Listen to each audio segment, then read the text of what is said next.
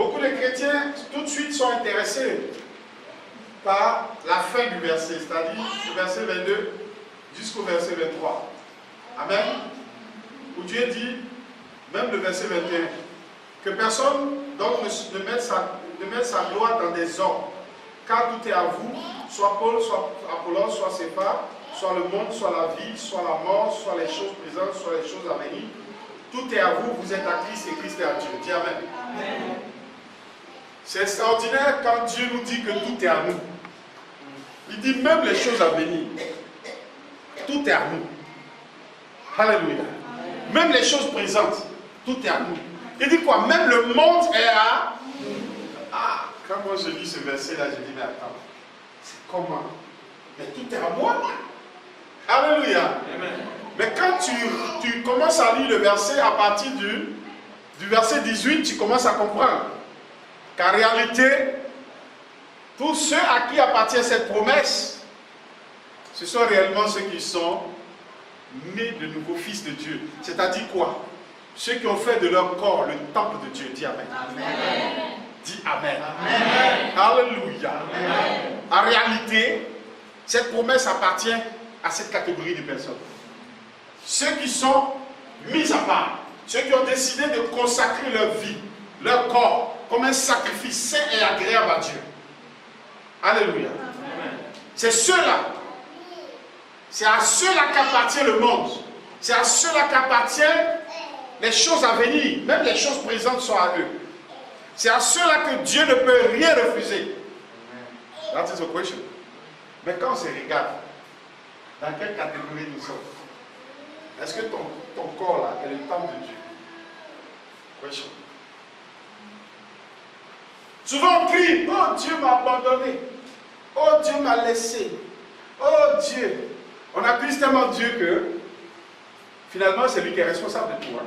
Nous on n'a pas grand chose, hein. On est bien, on est juste, tout va bien quoi. Amen. Alléluia. Mais quand on lit ces versets, on se rend compte qu'il y a un problème. Souvent, le verset dit quoi? À partir du verset 18, la Bible dit que celui qui détruit le temple de Dieu, Dieu va le détruire. Souvent, détruire le temple de Dieu, on pense à quoi? Amen. La première pensée qui nous vient, c'est quoi? Le corps. Et qu'est-ce qu'on détruit dans le corps? Exemple. Je peux donner un exemple. Pour détruire un corps, qu'est-ce qu'il faut faire? Il y en a qui pensent à l'alcool. Si tu bois trop, que tu détruis ce corps, Dieu va te détruire. C'est vrai. Quoi d'autre encore? Bon, voilà. En fait, c'est plus le côté spirituel que physique. Dis Amen. Amen. Si tu détruis le corps de Dieu, qui est le temple de Dieu, côté spirituel et physique, Dieu va te détruire. Mais Dieu s'adresse plus au côté spirituel. Alléluia. Amen. Amen. Le monde ne peut pas t'appartenir si tu n'as pas les capacités spirituelles pour pouvoir gérer ce monde. Parce que celui qui a créé ce monde est spirituel. Donc quand il donne la gestion du monde à une catégorie de personnes, ces personnes doivent être spirituelles. Dieu n'a pas donné la gestion du monde. Dieu n'a pas donné le monde à ceux qui sont charnels ni naturels. Dis Amen. Amen. Non. Dieu est spirituel, sa création, il donne sa création à ceux qui sont spirituels. Je parle à quelqu'un. Amen. Alléluia. Amen. Amen. Amen. C'est que ma fille a dit un sens. Détruire le corps de Dieu à plusieurs façons. Il y a plusieurs façons de détruire le corps de Dieu. Amen. Amen. Amen. Paul ici donne un avertissement très sérieux. Tout est à vous, hein, mais à une condition. Que votre corps soit le temple de Dieu. Alléluia. Ça veut dire qu'il y a un prix à payer. Il y a un prix à payer. Quiconque est responsable de l'édifice de Dieu. Nous tous, nous sommes responsables. Dieu nous a créés, c'est son édifice, c'est son œuvre. Il dit nous a créés pour de bonnes œuvres. C'est son œuvre, c'est son édifice. C'est lui, c'est pour lui, c'est pas pour nous. Souvent on dit non, moi, mon corps là, on prend soin même du corps, qu'on prend soin de sa Bible. Dis Amen. Alléluia. Alléluia. Amen. Souvent, on achète des portables chers, mais pour s'acheter une petite Bible de 2500. Oula! C'est fort. C'est fort. Pour acheter une Bible de 2500, on ne peut pas. Mais un portable de 100 000, 200, 300 000, tout de suite, ça passe. On dit qu'on aime Dieu. Hein. Notre corps est le temple de Dieu. Mais pour acheter une Bible de 2500, on cherche même. À Dakar, on nous a appris à acheter des Bibles moins chères, les Bibles de 500 000 francs. Mais dans d'autres pays, ça coûte 500 000 francs. Au Gabon, les Bibles commencent à partir de 4 000 francs. Si tu vas acheter une Bible, 4 000. Et les Bibles de 4 000, c'est ce que vous avez ici à 1000 francs. Là-bas, c'est ça qui fait 4 000. Les Bibles de 2500 là-bas, c'est 6 000. Donc, il est très difficile pour un Gabonais de s'offrir même une Bible que nous qui vivons au Sénégal. Alléluia. Amen. Amen. Voilà pourquoi souvent quand je vais au Gabon, je vais aller des cartons de Bible pour distribuer. Parce que nous ici, les Bibles sont 1000 francs 500. Et on ne peut pas acheter. Mais on a les derniers portables ici. Que Dieu nous aide. Amen. Que Dieu nous aide. Amen. Que Dieu nous aide. Amen. Et donc, après ce message, je vais vous parler de la démonstration de la puissance de Dieu. Amen. Amen. Parce que quand ton corps est le temple de Dieu, le Saint-Esprit commence à s'intéresser à toi. Tu deviens un homme surnaturel. Amen. Tu n'es plus un homme ordinaire. Alléluia. Amen. Pour posséder le monde, ce n'est pas un homme ordinaire qui ne peut pas posséder le monde. Un homme ordinaire ne peut pas posséder le siècle présent, les choses présentes et les choses à venir. Un homme ordinaire ne peut pas les posséder. Alléluia. Pour que tu possèdes les choses à venir, il faut avoir la révélation de ces choses à venir. Dis Amen. Amen. Alors que la Bible dit, Dieu dit, je vous annoncerai les choses que vous ne connaissez pas. S'il y a une chose nouvelle qui est sur le point d'arriver, je vais vous la révéler.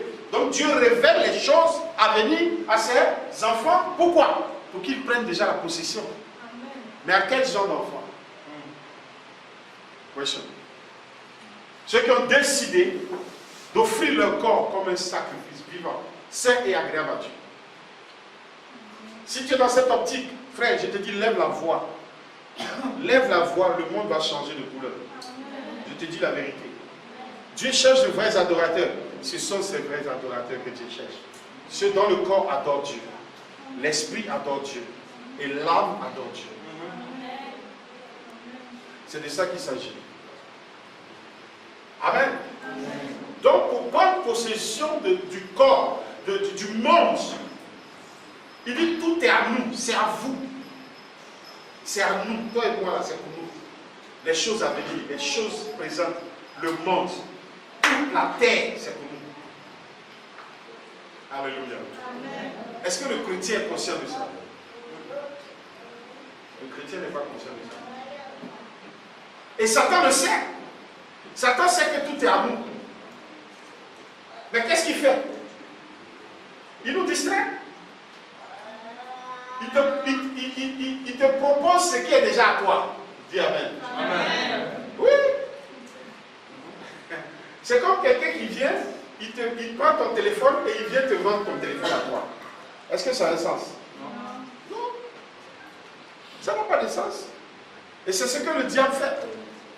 Aujourd'hui, les chrétiens doivent renouveler leur intelligence. Dieu nous a donné la domination, il ne se répand pas de ses dons et de son appel. Il a dit dominer sur la terre, dominer, dominer, dominer. On a perdu la domination avec Adam et Ève dans le jardin d'Éden. Il a envoyé Christ pour nous restituer cette domination au prix de la croix. Dieu nous a donné la domination.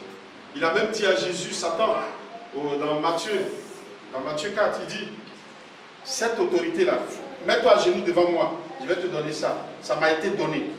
Ça ne lui appartient même pas. Alléluia. Ça a été donné. Où ça? Au jardin d'Éden. Amen. Amen.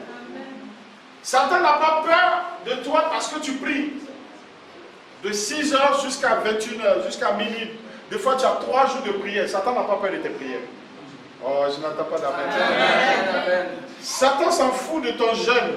Si tu veux, il faut jeûner 83 jours. Ça ne l'intéresse pas. Alléluia. Amen. Amen. Amen. Satan s'en fout même quand tu médites la Bible. Tout ce que je dis est bon. Tu médites la parole de Dieu, c'est bien, c'est vrai, c'est bien, il faut le faire. Mais ça n'impressionne pas Satan. Oh, oh.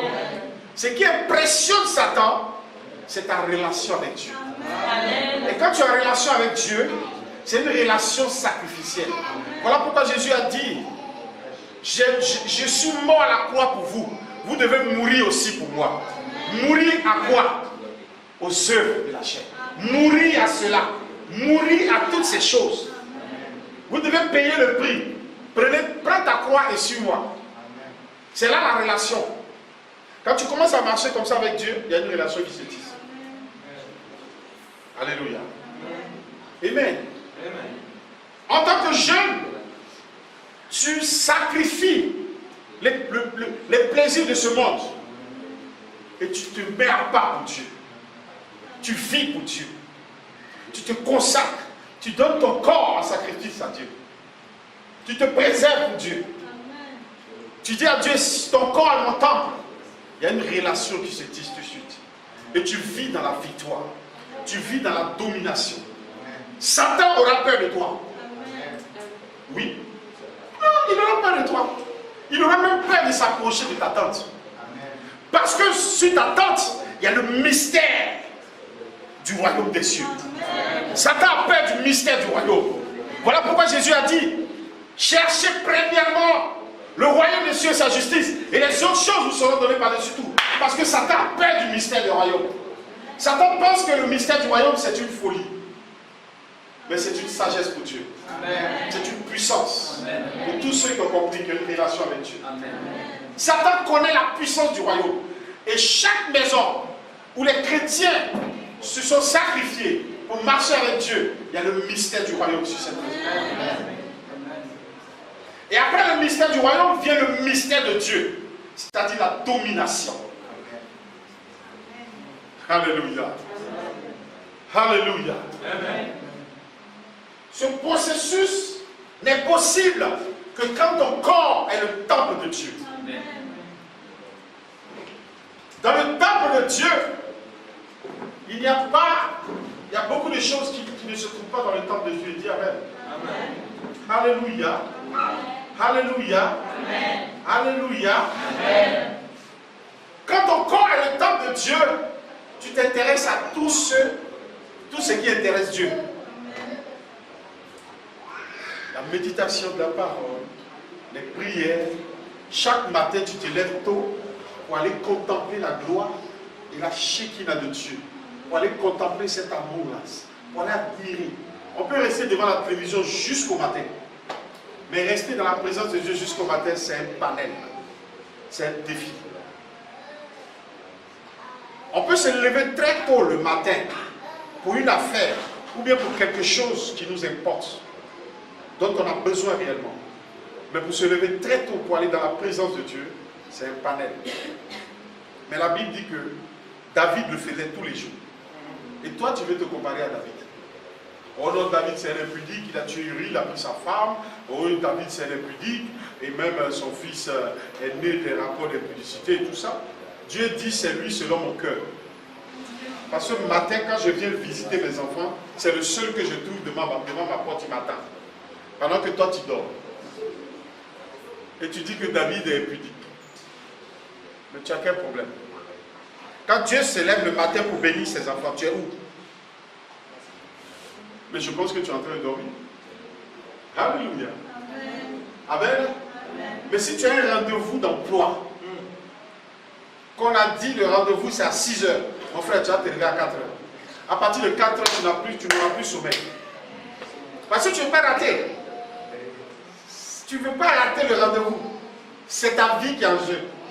Mais laisse-moi te dire, la vraie vie c'est en Christ. Amen. Alléluia. Amen. Amen. Alléluia. Amen. Le travail, tu peux le perdre, mais tu ne peux pas perdre Jésus. Amen.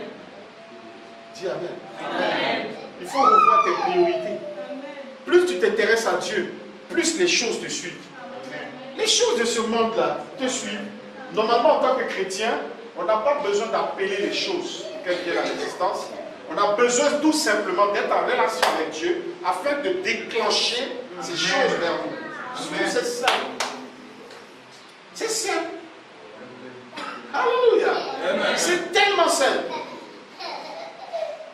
Je prie pour un démon qui ne veut pas sortir, c'est son problème. Je m'accroche à Dieu, le démon sort. Amen. Je ne peux pas prier pour quelqu'un du matin au soir pour le même démon. Sors, sors, sors, sors, sors. Alors qu'il y a plein de personnes qui attendent que je leur annonce les bonnes nouvelles. J'ai besoin d'une relation avec Dieu qui me révèle la position, l'endroit où se trouve l'esprit. Et en une fraction de seconde, il part. Et je passe à autre chose. Les temps sont comptés. Je ne peux pas faire 10 heures sur un démon. Non. Ou bien, il y en a qui commencent par la tête et puis ils terminent par les pieds. Ils prennent cas par cas. Ils prennent les cheveux, ils chassent les démons dans les cheveux. Après, ils prennent les oreilles, ils chassent. Ils prennent les yeux. Jusqu'à le temps de descendre jusqu'au ventre, il est déjà minuit. Alléluia. Le temps de descendre jusqu'au pied, il est déjà minuit. Peut-être le démon se lève, il rentre dans le sac. On fait comment? Tu vas chasser aussi dans le sac. Que Dieu nous aide. Que Dieu nous aide. Ayons une relation avec Dieu. Amen. Ceux qui sont partenaires avec Dieu, ceux à qui appartient le monde, ce sont ceux-là dont le corps est le temple de Dieu. La première personne que Dieu visite, à qui Dieu s'adresse quand il arrive dans une nation, ce sont les personnes qui ont une relation avec lui. Des personnes mises à part, des personnes qui ont décidé de couper le lien, de ne pas se fier, de ne pas penser, alléluia, à l'esprit du monde. Ces personnes-là, ce sont ces personnes qui sont les premières à être visitées par Dieu. Quand Dieu vient, ce sont ses amis. Ils ne vivent que pour Dieu. Alléluia. Ils ne vivent que pour Dieu.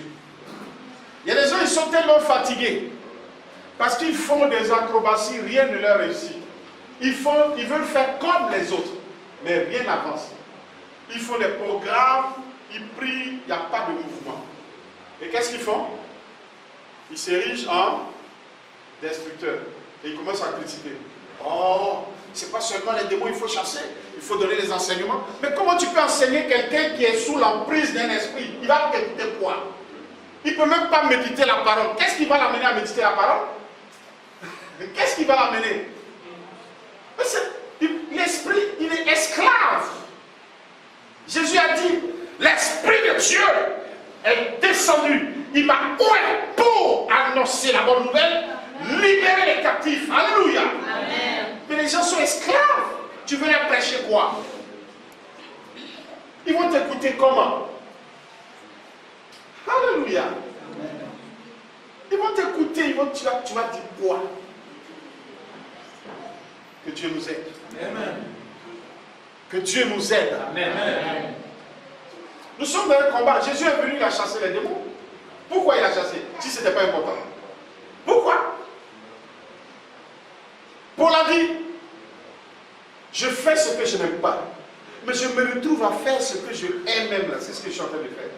Pauvre de moi, il y a quelque chose qui me fatigue. Il y a quelque chose qui me manipule. Ce n'est pas de ma faute. Il y a quelque chose qui est là. Il faut que je traite avec cette chose.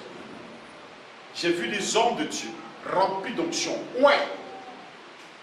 Qui font des miracles. Mais ils avaient un problème. Ils sortaient avec toutes les filles dans la chorale. Il fait un programme, Dieu se manifeste. Il se répand. Chorale. Alléluia. Il a dit à sa femme, ah vraiment, aide-moi, je suis fatigué. Sa femme dit, c'est pas grave, Dieu va prier. Le lendemain encore, chorale. Et le jour, il a dit à sa femme, je vais prendre une deuxième femme. Sa femme dit quoi? Allons-y. Elle allait prendre ses pères, les personnes avec qui il était en relation, les hommes de Dieu, sont venus prier pour lui. Quand ils ont prié pour lui, ils ont trouvé le secret. Ils ont trouvé le mystère caché derrière ce problème. Je t'ai déjà dit que quand Dieu veut aider quelqu'un, quand Dieu veut faire un miracle dans la vie de quelqu'un, il donne d'abord la révélation. Et quand il donne la révélation, il donne ensuite l'instruction. Et quand Dieu donne l'instruction, il demeure. Parce qu'il ne veut pas que la personne échoue. Il demeure avec la personne jusqu'à réussite totale. Quand Dieu lui a révélé ce qu'il avait, son papa était un roi. Et les rois, ils ont beaucoup de femmes. Mais quand il est venu à Jésus, il n'a pas brisé ce lien. Amen. C'est ça son problème. Il y a des maladies héréditaires. Ton grand-père a eu la maladie, ton papa, ensuite tes oncles. Quand tu viens en Christ, la première des choses, tu brises cette malédiction. Parce que la Bible dit les choses anciennes sont passées. Toutes choses deviennent nouvelles. Christ a fait malédiction à la croix afin que nous soyons bénédictions. Si mon père est décédé d'un AVC, ce n'est pas ma part, ce n'est pas ma portion. Si il y a une maladie héréditaire qui toujours la même maladie, c'est les reins, les gens meurent, ou bien c'est le sang, à mon niveau, ça doit s'arrêter. Dis amen. C'est fini. C'est avant que on disait que les parents ont mangé des raisins verts et ce sont les dents des enfants qui se sont agacées. Mais quand Jésus est venu, il a dit on ne dira plus jamais ça. Dis amen. Amen. On ne dira plus jamais ça. Dis amen. Amen. Parce que moi j'ai une intimité, j'ai une alliance avec Dieu. Alléluia. Si vous avez tissé votre alliance avec les marabouts, les gris-gris, ça c'est votre problème. Moi, j'ai tissé une nouvelle alliance avec Dieu. Je rentre dans une nouvelle alliance. Amen. Les choses anciennes pour moi sont passées. On m'a dit dans mon village qu'on ne mange pas l'antilope, j'ai mangé l'antilope. Pourquoi ça n'a pas d'effet sur moi?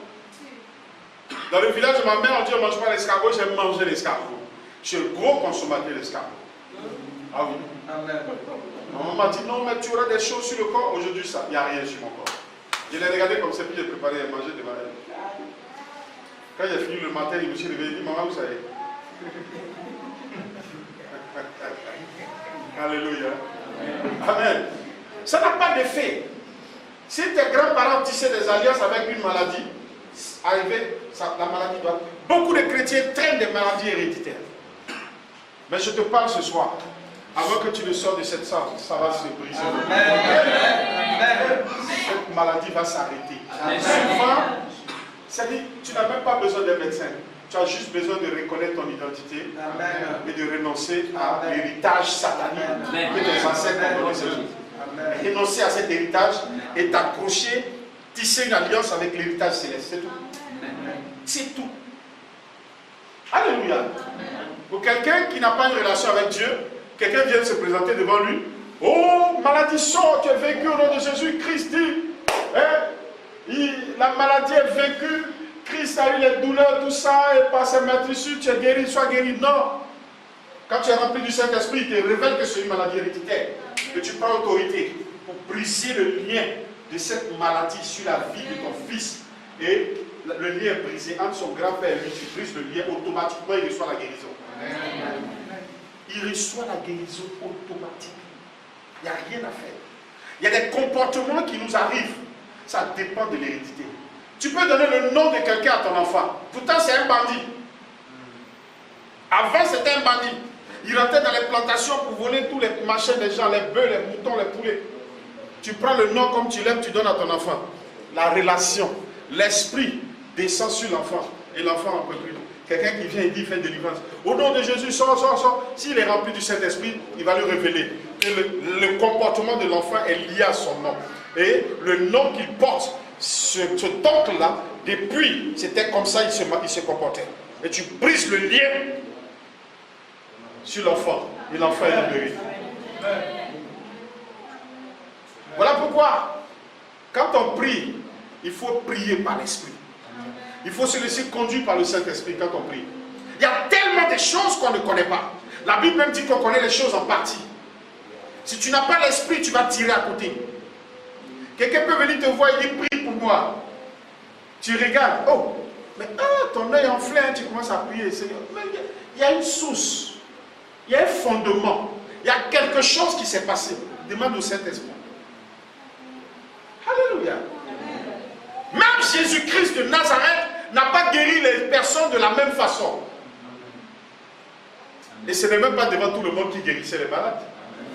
Il y a des malades qui l'emmenaient dans les maisons, dans des endroits pour prier. Parce que les gens qui sont en face n'allaient pas comprendre. Alléluia. Que Dieu nous aide. Que Dieu nous aide. Et prions pour ces personnes qui ont reçu ce mandat, qui ont reçu cette onction pour prier pour les malades, pour libérer les captifs. C'est des personnes qui ne donnent pas, qui ont une relation avec Dieu, une relation importante. Prions pour ces personnes. Parce que ces personnes, non seulement, comme je vous ai dit la dernière fois, sont en danger. Parce que les enfants de Sépha ont chassé les démons, qui sont revenus les bastonner, les humilier. Ces personnes sont en proie aux démons tous les jours. Dites Amen. Amen. Ces personnes ont une relation avec l'Esprit. Dis Amen. Amen. Dis Amen. Amen. Quelqu'un peut venir se mettre devant toi et t'expliquer ses problèmes. Oh, moi, voilà ce qui m'est arrivé et voici ce que j'ai. Ce n'est pas la médecine générale, non. Ça, c'est une médecine spirituelle. Amen. Alléluia. Amen. Amen. C'est une médecine spirituelle. Ce n'est pas une médecine générale. La personne peut dire, j'ai des migraines, oh ça va, bon, écoute, je vais... Il n'y a pas, c'est spirituel. Il n'y a pas une formule pour prier pour des personnes qui ont des migraines. Il n'y a que l'Esprit qui nous révèle ces choses. Amen. Alléluia. Amen. Il n'y a que l'Esprit. Dis Amen. Amen. Que Dieu nous aide. Amen. Je suis allé prier pour un jeune qui était paralysé. Et quand je suis rentré, je n'ai pas commencé par maudire l'esprit de paralysie. Je n'ai pas commencé par renverser les fondements de la paralysie. Je sais qu'il est paralysé. Jésus a dit à qui? À Bartimée. Que dois-je faire pour toi? Qu'est-ce que tu veux que je fasse pour toi? Mais Jésus savait que Bartimée était avec. Alléluia. C'est la même chose quand on va prier pour les gens. Tu peux voir quelqu'un il est paralysé. Mais Dieu ne t'a pas amené par rapport à cette paralysie. Dieu peut t'amener pour autre chose. Pour qu'il se répente. Et c'est au travers de la repentance qu'il trouvera son miracle. Et toi tu pries pour la paralysie alors que son cœur est chargé. Sors, renversons, au nom de lequel son cœur est chargé. Alléluia. Que Dieu nous aide. J'arrive, le Seigneur me dit non. Qu'est-ce qu'il y a, papa? Pourquoi il est dans cet état? C'est pas là qu'on commence. On n'attaque pas en mettant la paralysie, parce que le jeune est paralysé. Tu vois? Le jeune peut te dire, mais tu ne vois pas que je suis paralysé. Amen. Dieu me dit, je demande au Seigneur, il me dit non. Ça fait 2 semaines, il a été mordu par un serpent dans le rêve. Voilà pourquoi il est paralysé. Qu'est-ce que je dois faire? Je dois m'attaquer au venin de ce serpent. Ensuite, m'attaquer au serpent. Et déclarer sa guérison. C'est ce que j'ai fait. Le jeune s'est levé de la marche. Il s'est levé de la marche. Imagine, sors paralysé, lève-toi, marche. Oh, marche, suis-moi. Au nom de Jésus, c'est Jésus qui le fait, c'est pas moi. Il dit oui, c'est moi qui le fais. Mais je t'ai dit quoi? Je sais que c'est moi. Mais je t'ai dit quoi? Quand tu es venu, je t'ai dit quoi? Alléluia. Amen. Jésus lui-même a dit à ses disciples, ce genre de démons, on ne les chasse pas comme ça. Il faut rentrer dans le jeûne et dans la prière. Donc ce n'est pas tous les démons qu'on chasse comme ça. Le maître dans la matière, Holy Spirit, le Saint-Esprit. Mais les chrétiens refusent d'avoir une relation avec lui. Pourquoi? Vous allez nous répondre un jour. Pourquoi vous refusez d'avoir une relation avec l'Esprit de Dieu? C'est un Esprit Saint. L'Esprit de Dieu, vous savez, pourquoi les chrétiens refusent d'avoir une relation avec le Saint-Esprit? Regardez-moi bien avec vos grands yeux. C'est parce que vous êtes orgueilleux. Alléluia. Amen. Parce que le Saint-Esprit, quand tu marches avec lui, c'est lui qui te conduit. Mais ce n'est pas toi qui le conduis. Mais beaucoup de chrétiens conduisent Dieu, mais ils ne peuvent pas conduire l'Esprit. Voilà pourquoi. Voilà pourquoi ils refusent la relation avec le Saint-Esprit. Mais quand c'est Dieu, Seigneur, tu es mon Père, allez, fais ça, fais ça. Jésus, oh Jésus me met son œil fini. Jésus, même les sorciers me prient Jésus. Jésus, fais ça, mais ils ne peuvent pas faire ça avec l'Esprit. Ils ne peuvent pas faire ça avec le Saint-Esprit. Non. Mon intimité avec l'Esprit, il m'a dit, si tu marches avec moi, voilà ce que je ferai. Il dit, si toi, tu marches avec moi. Amen. Jésus suivait qui? L'Esprit. Il était conduit par qui? Par l'Esprit. Il ne pouvait rien faire sans se laisser conduire par l'esprit. That is the question. C'est là où se trouve le problème. Parce que quand tu te laisses conduire par l'esprit, il y a des brisements. Oui. Il te brise. Il t'amène à l'ordre. Il brise à toi l'orgueil, la rébellion, la colère. Et il te remplit d'amour. C'est fort. Alléluia. Voilà pourquoi beaucoup de gens échouent. Ils disent à Jésus, il faut un programme. Et ils disent comment Jésus doit se manifester. Mais le Saint-Esprit, tu fais un programme. C'est lui qui te fait faire le programme. C'est lui qui décide de se manifester. Voilà la différence. Mais ceux qui ne passent pas par l'esprit, ils font des programmes et ils disent à Jésus, voilà le niveau. C'est là, cet endroit-là, là où je veux que tu rentres. Là, quand tu rentres, tu fais mal. Tu secoues la falle, Jésus. Là, tu rentres. Mais avec l'esprit, ça ne marche pas. C'est lui qui dicte les lois. C'est lui qui te conduit. Il a dit à Paul, allons-y, je t'emmène en prison. Allons-y, tu vas en prison. Les filles des prophètes ont dit, hé Paul, ne va pas là-bas. Ils ont prié, dit, arrêtez de prier. Il m'a convaincu que je vais en prison. Vous avez quel problème? Je m'en vais. C'est l'esprit. Le Saint-Esprit peut te conduire en prison pour aller prêcher l'évangile.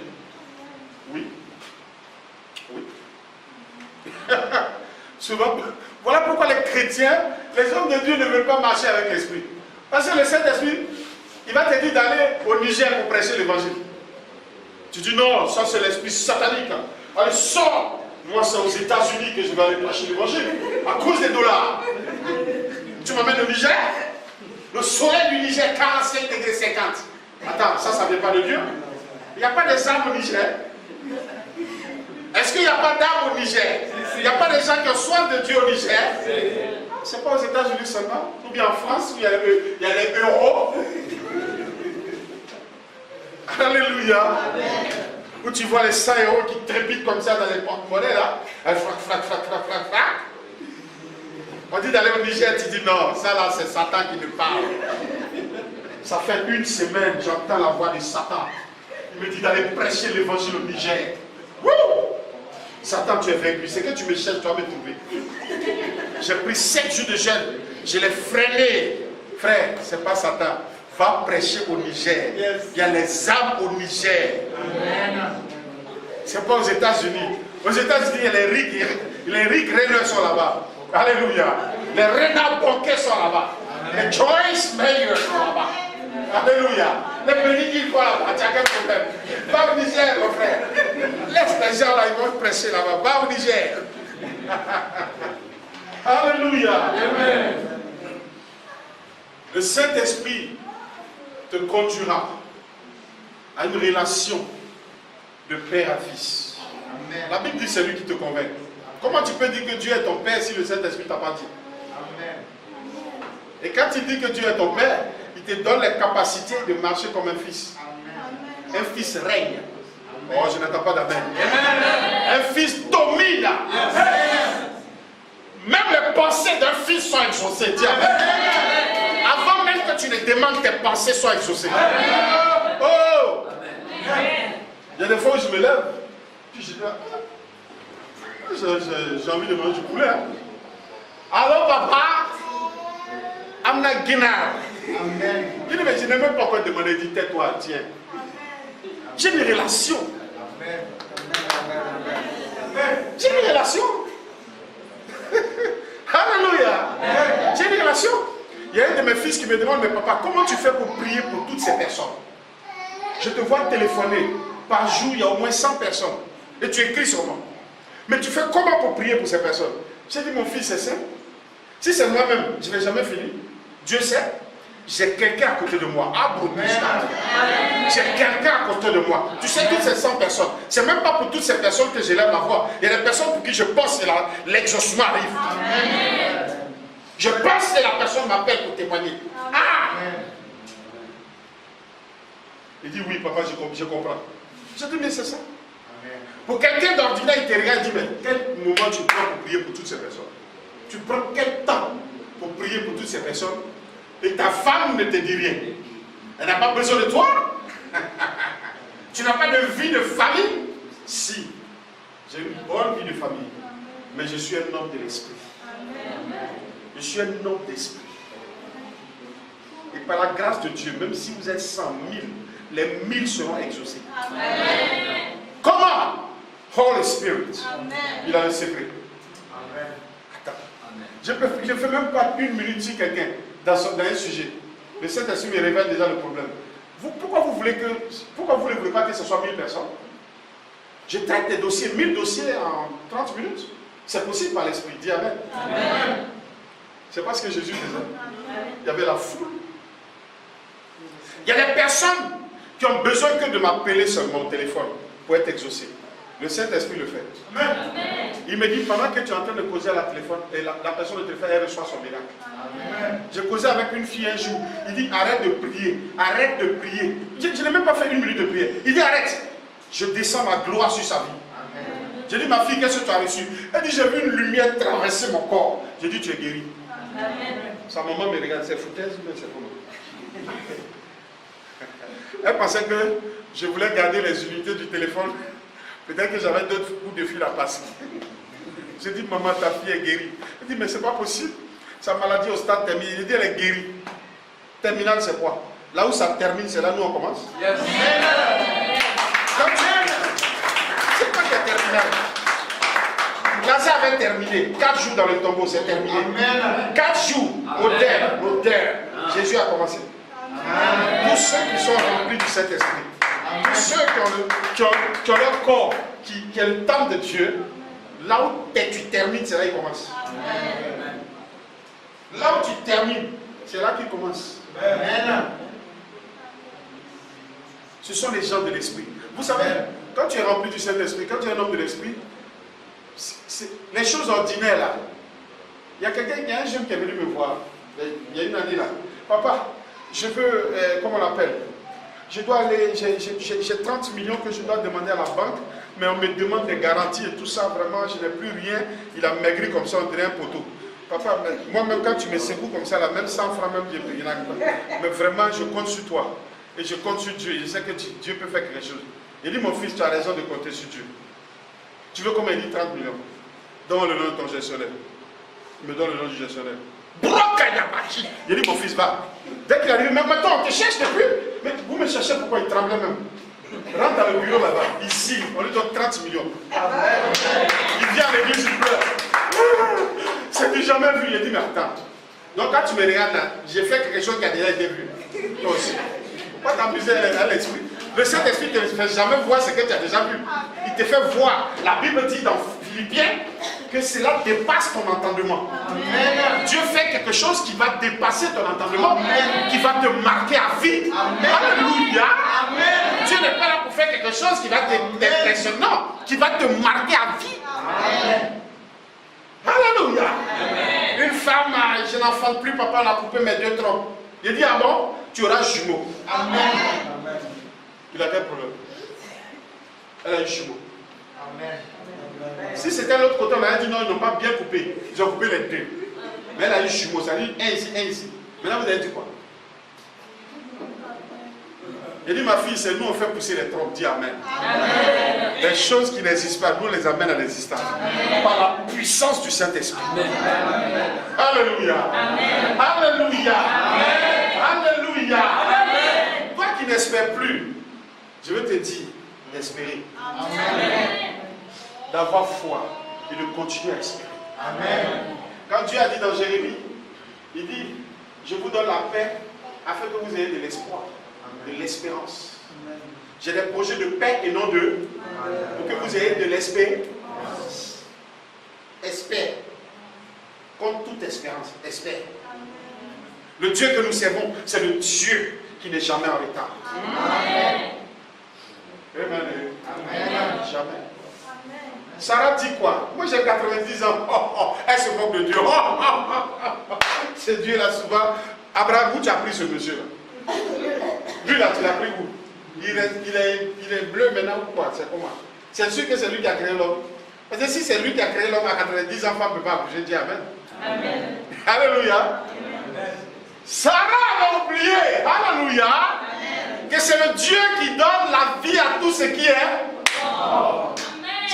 C'est comme ça qu'il s'est révélé à Abraham. Je suis celui qui donne la vie à tout ce qui est mort. Alléluia. C'est vrai que Sarah, tu es morte, tes cellules sont fatiguées. Mais moi, je donne la vie à tes cellules. Dis Amen. Amen. Je donne la vie à tes cellules. Amen. À tes cellules. Amen. Tout ce qui est mort dans ta vie va reprendre vie. Amen. Dieu va donner la vie. Amen. Dieu va donner la vie. Amen. Je vous dis la vérité. Amen. Nous avons un Dieu puissant. Amen.